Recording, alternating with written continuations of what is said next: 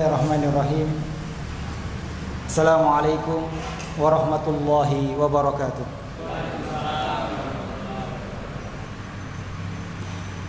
Innal hamdalillah nahmaduhu wa nasta'inuhu wa nastaghfiruh wa na'udzu billahi min shururi anfusina wa sayyiati a'malina. May yahdihillahu fala mudilla lahu wa may yudlil fala hadiya lahu. Asyhadu an la ilaha illallah wahdahu la syarika lah wa asyhadu anna Muhammadan abduhu wa rasuluh.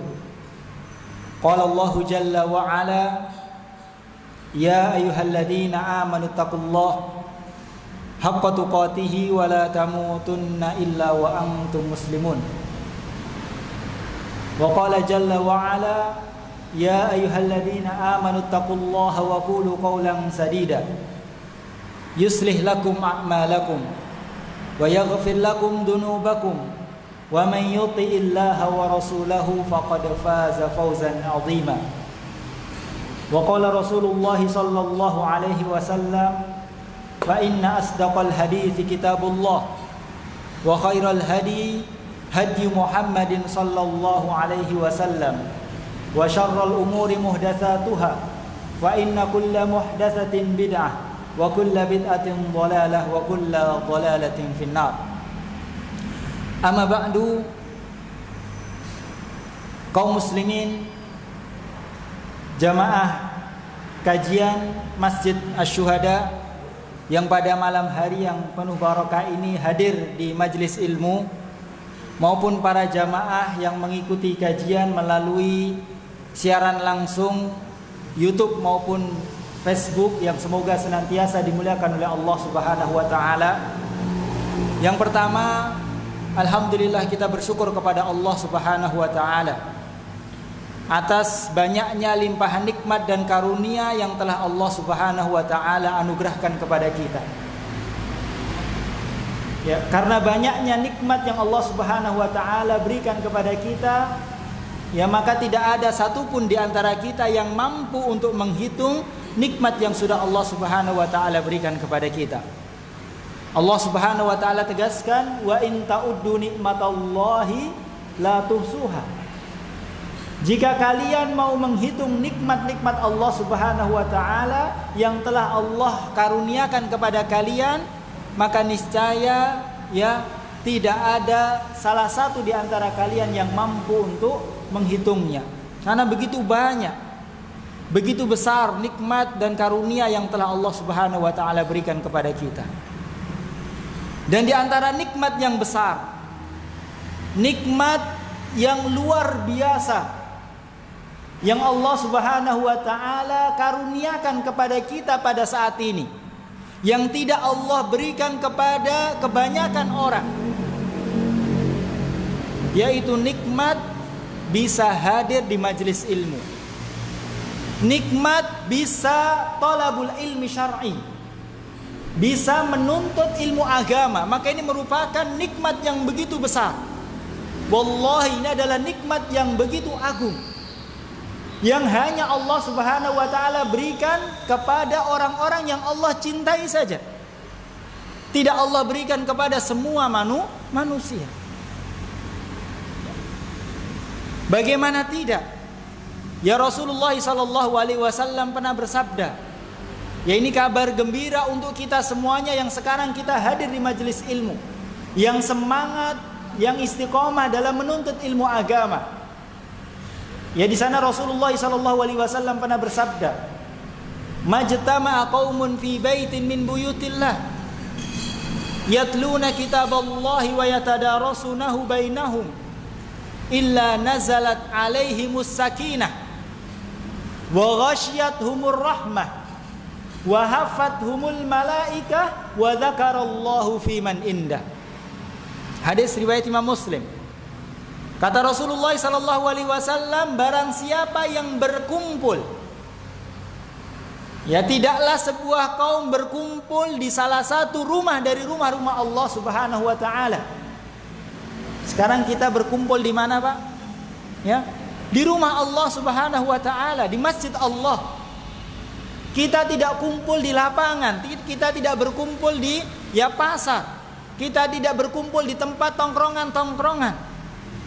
Tapi sekarang kita berkumpul di salah satu tempat yang paling baik yang ada di dunia. Tempat yang paling dicintai oleh Allah Subhanahu wa taala yang ada di dunia, di Masjid Allah Subhanahu wa taala. Kata Rasulullah sallallahu alaihi wasallam, "Ahabbul biladi indallah masajiduha." Sebaik-baik tempat yang ada di dunia ini, di sisi Allah Subhanahu wa taala adalah masjid-masjidnya. Rumah-rumah Allah Subhanahu wa taala. Dan kita sekarang berkumpul di rumah Allah. Apa yang mereka lakukan di masjid-masjid Allah Subhanahu wa taala? Yatluna kitaballahi wa yatadarasunahu bainahum. Mereka saling membaca Al-Qur'an. Mereka saling mempelajari Al-Qur'an, mempelajari hadis-hadis Rasulullah sallallahu alaihi wasallam. Dan yang kita sampaikan di sini dan disampaikan mungkin saya yakin ustadz-ustadz yang mengisi kajian di sini tidak lain dan tidak bukan yang mereka sampaikan hanyalah firman-firman Allah Subhanahu wa taala. Yang mereka sampaikan hanyalah sabda-sabda Rasulullah sallallahu alaihi wasallam. Bukan menyampaikan berita-berita yang ada di media sosial yang tidak jelas kebenarannya. Tidak menyampaikan kabar-kabar berita-berita dari televisi yang tidak tahu sumbernya. Tapi yang kita sampaikan adalah firman-firman Allah Subhanahu wa taala. Yang kita sampaikan adalah sabda-sabda Rasulullah sallallahu alaihi wasallam, dan ini adalah ilmu. Ilmu yang keduanya tidak akan pernah salah. Yang keduanya pasti baik dan benar. Sumber ilmu Al-Qur'an dan sunnah Rasulullah sallallahu alaihi wasallam sesuai dengan pemahaman para salafus saleh, para sahabat, para tabi'in. Rasulullah sallallahu alaihi wasallam pernah bersabda dalam khutbatul hajah, "Fa inna asdaqal hadits kitabullah." Sesungguhnya ucapan yang paling benar, yang tidak ada salahnya, yaitu ucapan atau firman-firman Allah Subhanahu wa taala.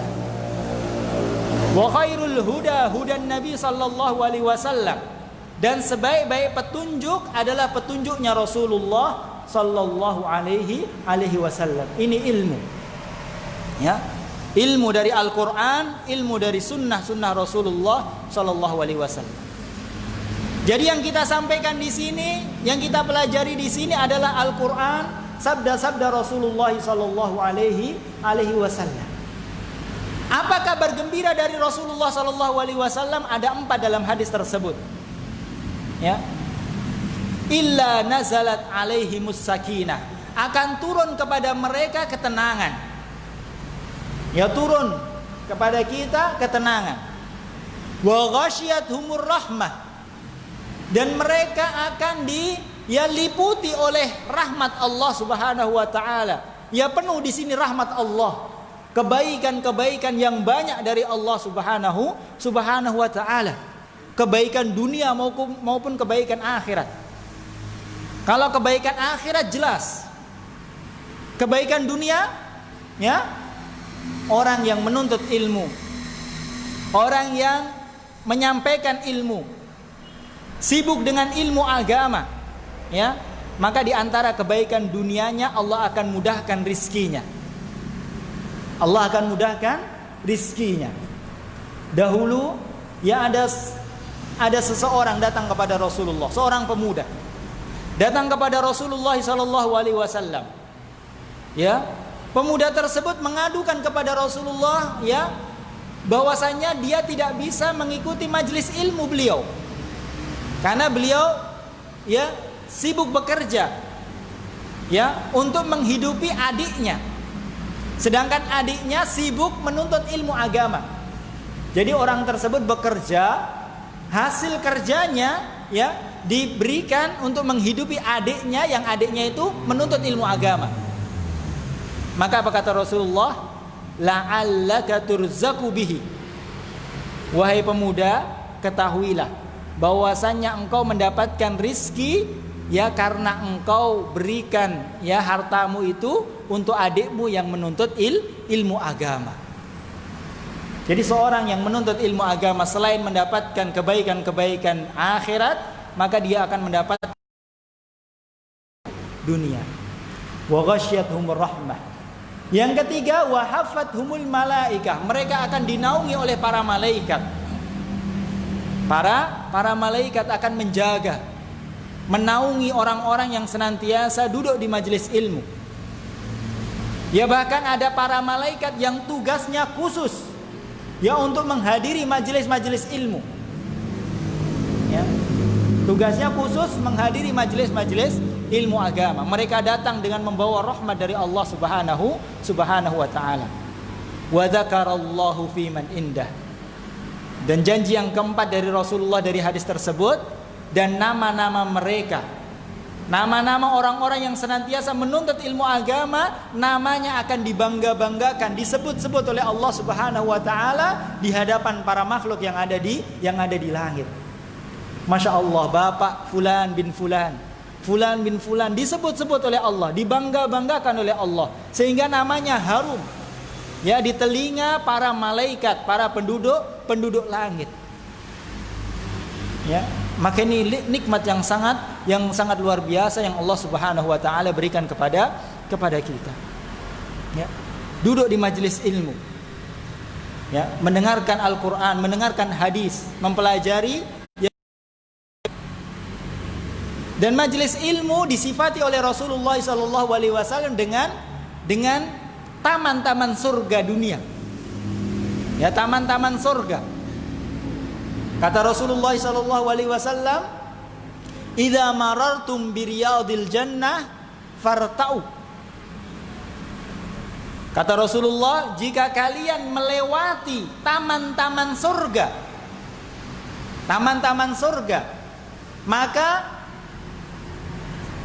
berhentilah, datangilah taman-taman surga tersebut. Maka para sahabat bertanya, ya, wa ma riyadul jannah ya Rasulullah? Apa taman-taman surga itu wahai Rasulullah sallallahu alaihi wasallam? Maka Rasulullah mengatakan, hilakul dzikri, ai hilakul ilmi. Halaqah ilmu, halaqah dzikr. Halaqah yang disampaikan di dalamnya Al-Qur'an, yang disampaikan di dalamnya hadis-hadis Rasulullah sallallahu alaihi wasallam. Kaum muslimin, jamaah kajian rahimani Allah wa iyyakum jami'an. Ya insyaallah pada kesempatan malam hari yang baik ini, ya sedikit ya saya ya tidak menyampaikan bahasa Arab. Ya biasanya kalau saya ya, tapi ya untuk pelajaran bahasa hari Kamis ya insyaallah ada ya Ustadz yang insyaallah lebih berpengalaman, lebih baik dari saya. Di sini juga hari Selasa malam ya biasanya yang duduk menyampaikan materi adalah Ustadz Abdul Azim dan Ustadz Mukhlis Abu Said ya. Yang keduanya adalah senior saya, guru saya. Ya, tapi ya di sini ini adalah pekan kelima, Selasa pekan kelima. Terus pekan kelima ya saya diminta untuk ya mengisi. Jadi jarang Pak ya. Selasa pekan kelima jarang ya. Ya. 3 bulan sekali ya mungkin ya. Baik. Jadi ya insyaallah ya saya mengisinya Selasa pekan kelima. Ya karena jarang mungkin 2 bulan sekali, 3 bulan sekali, maka ya untuk hari Selasa pekan kelima tidak memakai buku panduan ya khusus membahas fikih atau yang lainnya, tidak ya karena jarang. Kalau bahas kitab nanti selesainya nggak tahu kapan ya. Jadi untuk khusus hari Selasa ahad kelima, pekan kelima ya kajiannya tematik. Jadi membahas tema-tema tertentu, jadi langsung selesai. Kesempatan jamaah sekalian ya memberikan sedikit nasihat ya tentang semangat dalam menuntut ilmu. Ya, keutamaan menuntut ilmu. Dan bagaimana cara agar ilmu itu bisa melekat pada diri kita, bisa berkah pada diri kita. Ini yang insyaallah akan kita sampaikan pada kesempatan malam hari ini. Agama saja. Ya, ilmu dunia tidak masuk. Ya. Jadi kalau kita mendapatkan kata ilmu dalam hadis, kata ilmu dalam Al-Qur'an, maka yang dimaksud adalah ilmu agama. Walaupun tidak ada kata ilmu din, tapi yang dimaksud adalah ilmu agama. Dan ilmu agama ini adalah nikmat yang sangat besar yang Allah Subhanahu wa taala akan berikan kepada hamba-hambanya yang Allah cintai saja. Maka kita harus berebut. Kita harus agama atau nikmat, suka, senang, semangat, tertarik dalam menuntut ilmu agama, maka ini merupakan nikmat yang hanya Allah berikan kepada orang-orang yang Allah inginkan kebaikan saja. Berbeda dengan harta, berbeda dengan nikmat sehat, berbeda dengan nikmat anak keturunan, nikmat kendaraan, nikmat rumah, nikmat-nikmat dunia yang lainnya. Allah berikan kepada semua manusia. Bahkan orang kafir sekalipun, orang yang tidak beriman kepada Allah sekalipun, Allah berikan nikmat tersebut. Allah berikan kepada mereka harta, ya, kenikmatan-kenikmatan dunia.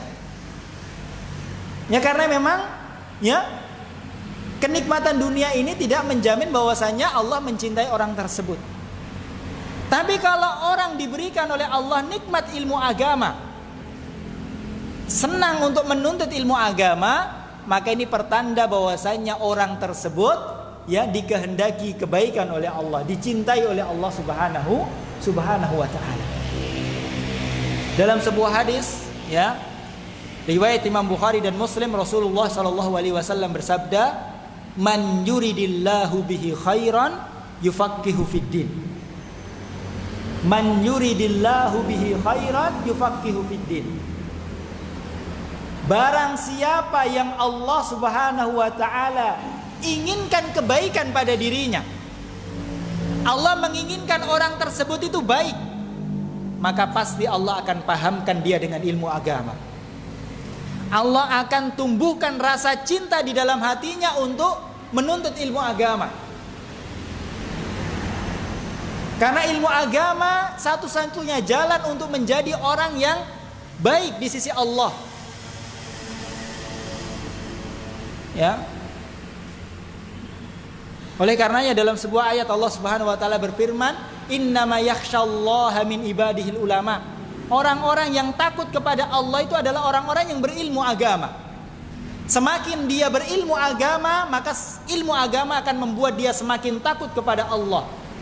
Semakin dia paham dengan ilmu agama, maka akan semakin membuat dia cinta kepada Allah, takut kepada Allah Subhanahu wa taala. Ya. Oleh karenanya kita lihat para nabi dan rasul, ya, orang-orang pilihan Allah Subhanahu wa taala, Allah bekali mereka semuanya dengan ilmu agama. Karena tanda cintanya Allah kepada mereka. Tapi belum tentu Allah berikan kepada mereka harta, belum tentu. Ya, nikmat-nikmat dunia belum tentu. Ya, tapi ilmu agama ya pasti Allah berikan. Karena tanda cintanya Allah Subhanahu wa taala kepada mereka. Bahkan Allah Subhanahu wa taala ya tidak pernah memerintahkan kepada nabi kita Muhammad untuk meminta tambahan nikmat, kecuali satu saja. Allah tidak pernah memerintahkan kepada nabi kita Muhammad untuk meminta tambahan nikmat, untuk meminta tambahan harta, tambah ya nikmat-nikmat dunia, tidak pernah. Kecuali satu, Allah memerintahkan nabi kita Muhammad untuk senantiasa meminta kepada Allah tambahan ilmu agama. Dalam surat Thaha Allah Subhanahu wa taala berfirman, "Wa qul rabbi zidni ilma." Dan katakanlah wahai Muhammad, berdoalah wahai Muhammad, mintalah wahai Muhammad, ya Rabbi zidni ilma, ya Allah tambahkanlah kepadaku ilmu agama. Ini yang senantiasa diminta oleh Rasulullah sallallahu alaihi wasallam. Meminta tambahan ilmu agama. Karena ini yang akan membuat ya seseorang ya selamat dunia dan akhirat. Ilmu agama yang membuat seseorang bahagia di dunia dan di akhirat. Ya. Ilmu agama. Kaum muslimin, muslimat rahimani Allah wa iyyakum jami'an. Di antara keutamaan ilmu agama, ya. Di antara keutamaan ilmu agama ya terhimpun dalam satu hadis. Satu hadis yang luar biasa. Ya. Satu hadis yang luar biasa. Hadis yang bersumber dari sahabat Abu Darda radhiyallahu anhu, diriwayatkan oleh Imam Abu Dawud dalam sunannya. Rasulullah sallallahu alaihi wasallam bersabda, ya man salaka tariqan yaltamisu fihi ilman sahalallahu lahu bihi tariqan ilal jannah. Barang siapa yang menempuh jalan untuk menuntut ilmu agama, ya, maka Allah akan mudahkan jalannya menuju surga. Jadi menuntut ilmu agama salah satu cara, jalan pintas bisa meraih surga Allah subhanahu wa ta'ala. Ya. Yang menempuh jalan untuk menuntut ilmu agama ya ditafsirkan oleh para ulama ini ada dua. Yang pertama, secara hakiki, benar-benar dia menempuh jalan dari rumah mendatangi ustadznya, dari rumah mendatangi majelis ilmu. Ini menempuh jalan, entah dia berjalan, entah dia naik kendaraan, ya, bahkan dia keluar keluar kota, ya, untuk belajar ilmu agama. Ini menempuh suatu jalan, ini mendapat keberkahan tersendiri. Tapi sekarang ya kebalik ya. Ya, guru yang dipanggil ke rumah. Muridnya, orangnya diam di rumah santai-santai. Guru datang. Ya ini ya kurang berkah. Seorang yang menuntut ilmu agama ya diperintahkan untuk keluar. Dia yang harus mendatangi ilmu agama. Dia harus mendatangi ya ustadznya. Dia harus berkorban. Ini yang pertama. Kedua, tafsiran yang kedua, orang yang menempuh jalan untuk menuntut ilmu agama yaitu secara maknawi.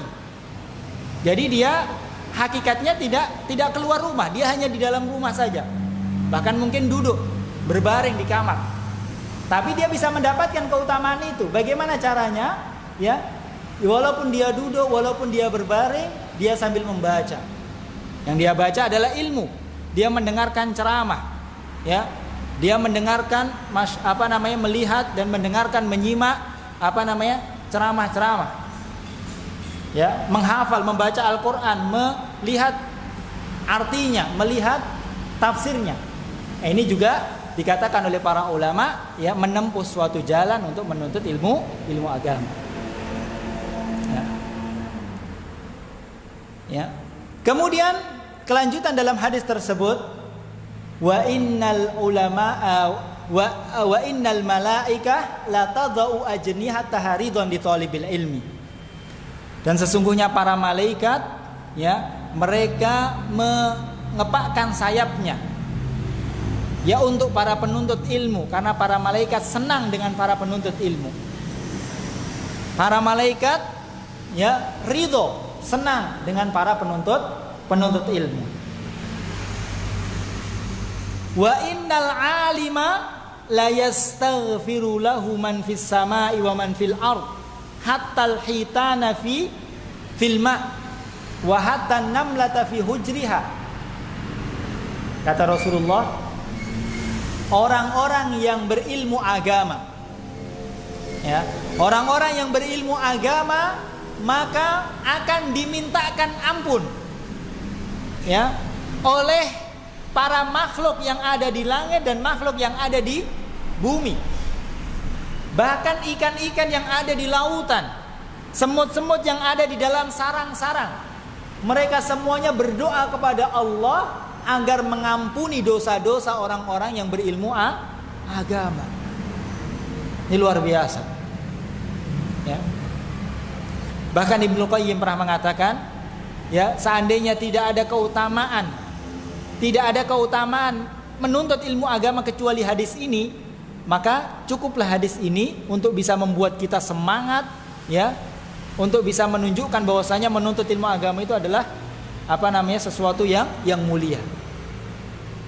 Bagaimana tidak? Para malaikat, semua malaikat, penduduk langit, semua penduduk bumi, hewan-hewan, tumbuhan-tumbuhan, ikan yang ada di lautan, semut yang ada di dalam tanah, semuanya berdoa kepada Allah, bertasbih, berzikir kepada Allah, ya, untuk memintakan ampunan bagi para penuntut ilmu agama. Ini luar biasa. Kemudian kelanjutan dalam hadis tersebut Rasulullah mengatakan, wa inna fadlal alimi 'alal 'abidi ka fadlil qamari lailatal badri 'ala sa'iril kawakib. Kata beliau, keutamaan orang yang berilmu dan dia beramal, dan orang yang rajin beramal ibadah tanpa didasari dengan ilmu agama. Ini beda. Yang pertama, dia berilmu dan beramal. Amalnya didasari dengan ilmu, dia semangat menuntut ilmu. Yang satunya hanya rajin beribadah tanpa didasari dengan ilmu agama. Maka kata Rasulullah, perbandingan antara keduanya seperti bulan purnama dibandingkan dengan seluruh bintang yang ada di langit. Seorang yang berilmu agama dan mengamalkan ilmu tersebut itu bagaikan bulan purnama. Ya, bulan purnama, sedangkan orang yang hanya rajin beribadah tanpa didasari dengan ilmu agama itu seperti bintang-bintang. Mana yang lebih terang, Pak? Bulan. Bintang-bintang walaupun ribuan, jumlahnya banyak, ya redup, tidak kelihatan sinarnya. Yang bersinar hanya satu, ya, bulan. Walaupun satu, dia mengalahkan semuanya. Jadi satu orang yang berilmu agama kemudian dia mengamalkan ilmu agama jauh lebih baik, jauh lebih dibenci syaitan daripada banyaknya orang yang rajin beribadah tapi tanpa didasari dengan ilmu agama.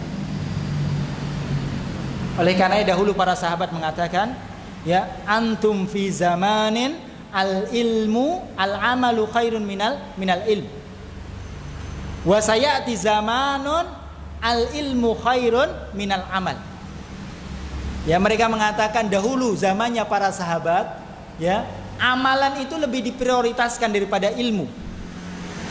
Karena ilmu itu sudah banyak sekali. Mereka hidup bersama Rasulullah.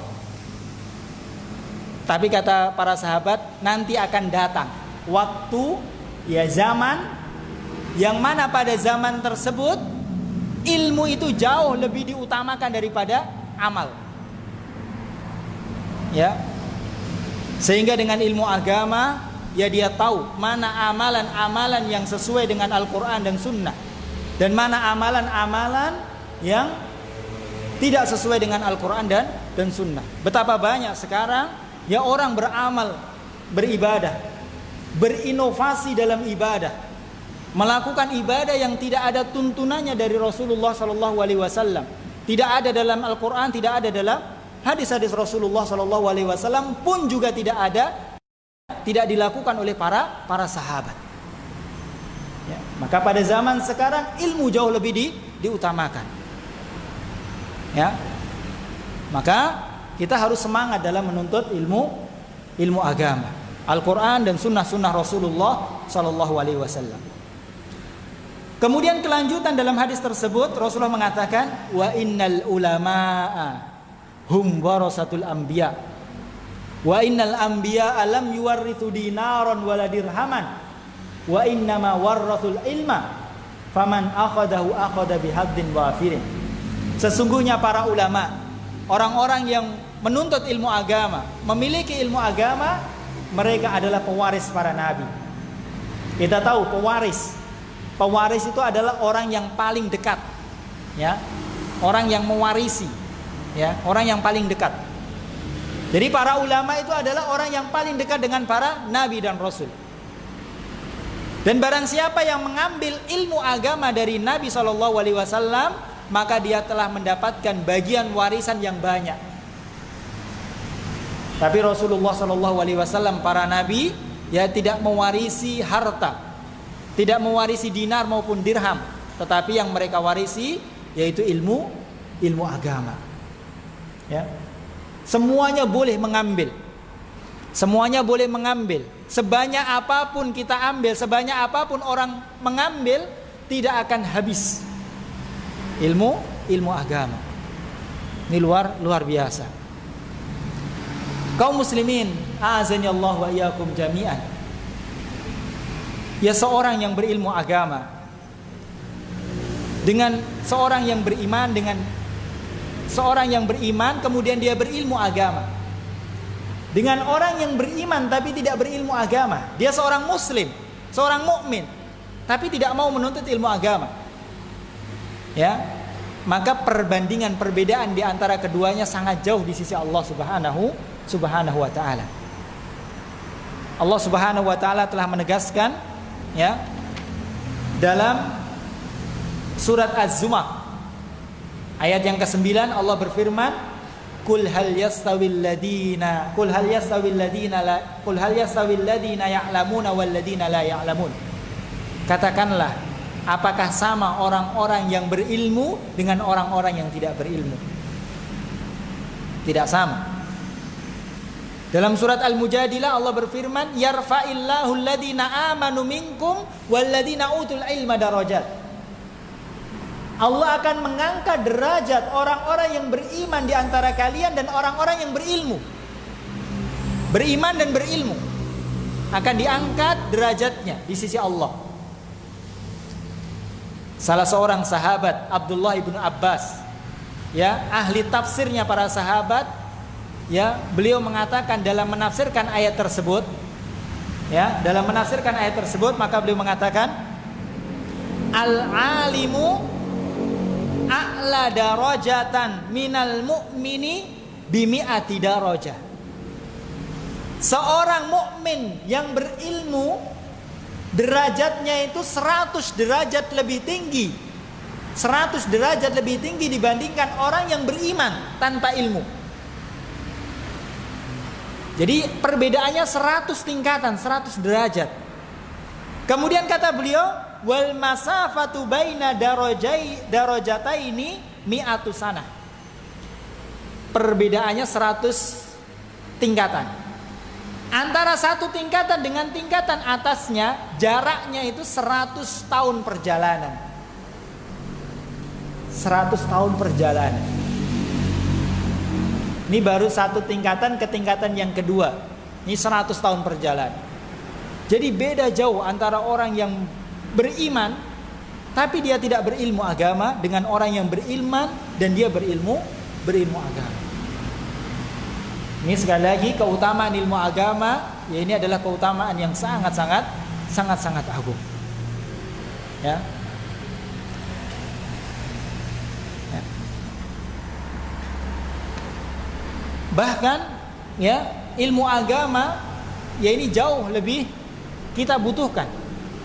Ya, hakikatnya jauh lebih kita butuhkan dibandingkan dengan nikmat-nikmat duniawi yang lain. Ya. Nikmat-nikmat duniawi yang lain. Kemudian kaum muslimin muslimat, a'azani Allah wa iyyakum jami'an. Setelah kita menyampaikan tentang keutamaan ilmu agama, keutamaan menuntut ilmu agama, ya, walaupun di sana masih banyak sekali, ya, keutamaan-keutamaan yang lainnya, namun kita cukupkan. Kemudian kita sedikit bahas, ya, cara agar kita bisa mendapatkan ilmu agama. Ya, cara agar ilmu agama itu berkah, ya, bermanfaat bagi kita. Kadang ada orang yang bertahun-tahun dia menuntut ilmu agama, tapi seakan-akan dia tidak mendapatkan dampak positif dari ilmu agama tersebut. ilmu agama tidak mau menyantol. Seakan-akan dia seperti orang yang masih bodoh, ya. Padahal sudah bertahun-tahun menuntut ilmu agama. Ya. Maka di sana ada kiat-kiat dalam menuntut ilmu agama. Yang pertama dan yang paling utama dan yang harus kita berikan, yang harus kita kerjakan di sini, yaitu ikhlas dalam menuntut ilmu agama. Ikhlas, ya, niat hanya karena Allah Subhanahu wa taala. Ini syarat, mau tidak mau harus dalam menuntut ilmu agama harus ikhlas karena Allah Subhanahu wa taala. Bukan menuntut ilmu agama ya agar dapat mendapatkan gelar, ya, agar gelarnya panjang. Bukan menuntut ilmu agama agar bisa dihargai di antara orang-orang yang ada di sekelilingnya, tidak. Menuntut ilmu agama biar bisa mendebat orang-orang yang bodoh, tidak. Menuntut ilmu agama agar bisa mencari pekerjaan, tidak. Ya. Tapi menuntut ilmu agama harus ikhlas karena Allah Subhanahu wa taala. Ya, para ulama mengatakan menuntut ilmu agama adalah amalan yang paling mulia.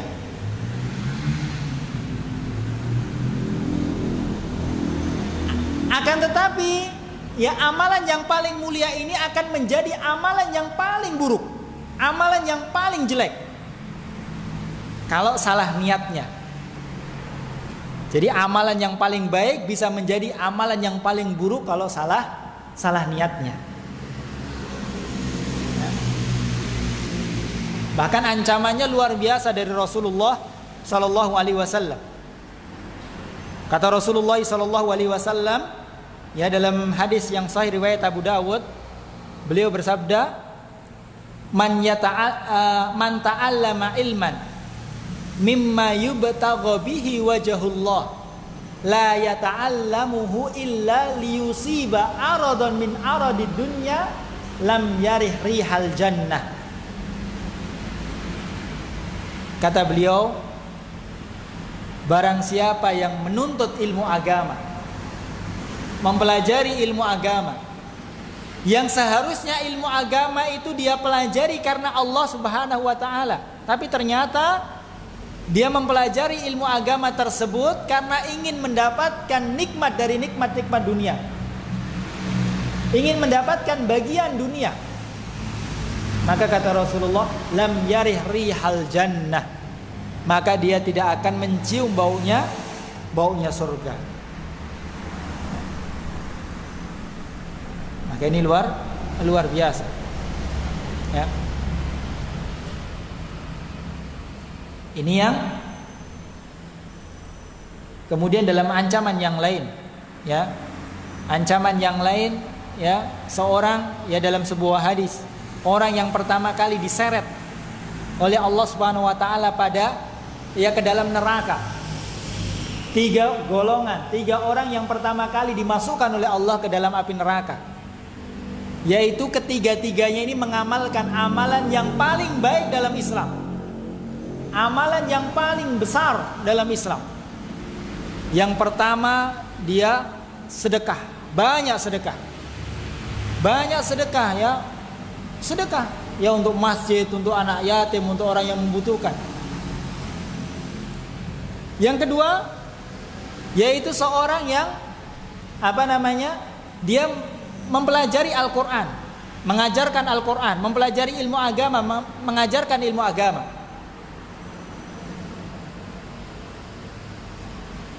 Yang ketiga apa, Pak? Saya gak lupa apa yang ketiga. Ya? Apa, Pak? Oh, jihad, oh ya, benar. Yaitu orang yang jihad di jalan Allah, melawan musuh-musuh Allah. Ya, ketiga-tiganya ini mengamalkan amalan yang luar biasa sebetulnya. Tapi justru dimasukkan oleh Allah, dihinakan oleh Allah dengan dimasukkan pertama kali ke dalam api neraka. Kenapa? Karena salah niatnya. Niatnya bukan karena Allah. Niatnya karena ingin mendapatkan pujian dari manusia. Wa na'udzubillah min dzalik. Yang kedua, yang juga penting, ya, hak ilmu agama yang harus kita berikan agar ilmu agama itu bisa berkah, ya, bisa bermanfaat bagi kita, yaitu kita harus berusaha mengamalkan ilmu agama tersebut. Harus, ya, mengamalkan ilmu agama tersebut yang kita mampu, ya.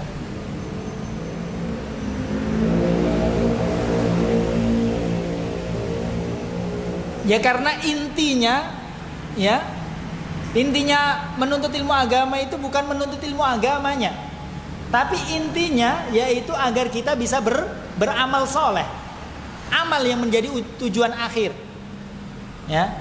Tapi amalan ini tidak akan menjadi amalan yang soleh, amalan yang baik, kecuali harus dilandasi dengan ilmu agama. Jadi ilmu agama ini hanya alat, tapi harus.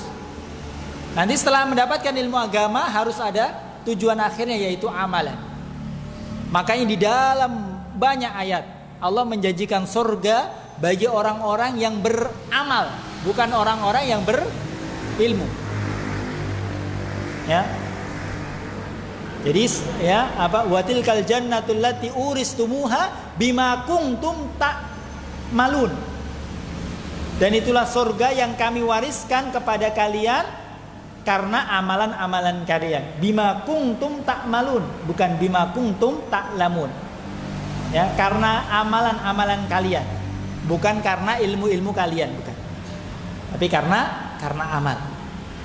Dan kelak pada hari kiamat, wa na'udzubillahi min dzalik, pada hari kiamat setiap manusia akan dihadapkan di hadapan Allah. Semua manusia, ya, semua manusia akan dihadapkan oleh Allah Subhanahu wa taala untuk ditanya oleh Allah, dihisab oleh Allah Subhanahu wa taala. Dan di antara pertanyaan, ya, yang Allah Subhanahu wa taala tanyakan, kata Rasulullah, la tazulu qadama abdin yaumal qiyamah, tidak akan bergeser kedua kaki seorang manusia di hadapan Allah pada hari kiamat kelak, ya, hatta yus'alu an arba, sampai dia ditanya 4 pertanyaan, harus dia jawab. Ya. Yang pertama tentang, ya, an umrihi fima afnah, tentang umurnya, untuk apa dia habiskan umurnya, 30 tahun, 40 tahun, ya. Ya, walaupun dihitung dari masa baligh. Ya, anggaplah 20 tahun, 30 tahun. Untuk apa 30 tahun ini? Akan ditanya oleh Allah, dimintai pertanggungjawaban. Wa an syababihi fima ablaq, tentang waktu mudanya, karena waktu muda ini waktu kuat-kuatnya, untuk apa dia habiskan waktu mudanya. Wa an malihi, tentang hartanya, min aina tasaba wa mimma anfaqa, dari mana dia dapatkan dan untuk apa dia infakkan, dia habiskan. Akan ditanya oleh Allah Subhanahu wa taala, 1000, 2000, ya, yang kita dapatkan dari mana? Bukan hanya dari mana, untuk apa? Akan ditanya oleh Allah. Dan yang keempat, yang terakhir, an ilmihi madza amila bihi, tentang ilmunya, apa yang dia amalkan dengan ilmunya tersebut. Kata sahabat Abu Darda tatkala mendengarkan hadis tersebut, dari keempat pertanyaan tersebut, ya, pertanyaan yang terakhir adalah pertanyaan yang paling sulit untuk kita pertanggungjawabkan, yaitu tentang ilmu, tentang umur, tentang harta, tentang waktu muda-muda. Tapi tentang ilmu, ya, ini sulit.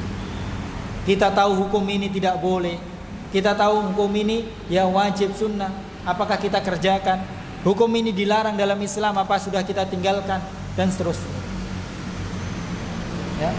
Termasuk menuntut ilmu adalah kewajiban bagi setiap muslim. Talabul ilmi fardhatun ala kulli muslim. Apakah sudah kita amalkan? Bahkan menuntut ilmu ini kewajiban yang pertama kali Allah wajibkan.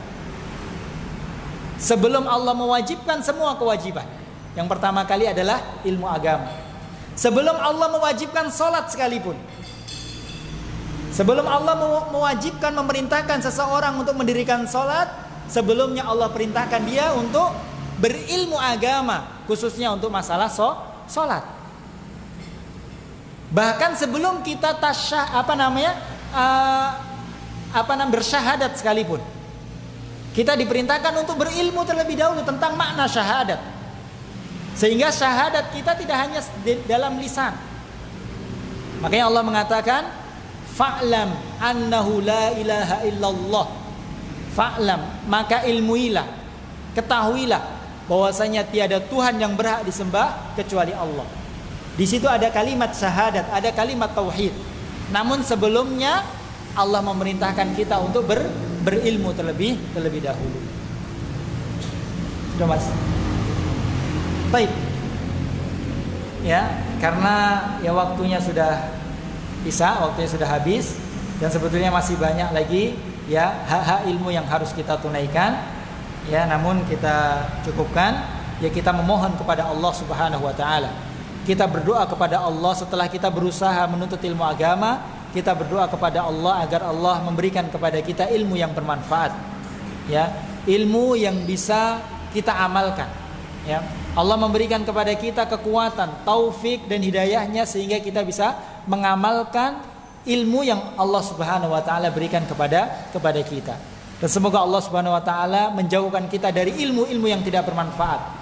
Allah mengampuni dosa-dosa kita ya, karena kita tidak bisa mengamalkan ilmu yang Allah telah berikan kepada kita. Allahumma alimna ma yanfa'una wanfa'na bima 'allamtana warzuqna ilma. Rabbana zidna ilma warzuqna fahma. Subhanakallahumma wa bihamdika asyhadu an la ilaha illa anta astaghfiruka wa atubu ilaik.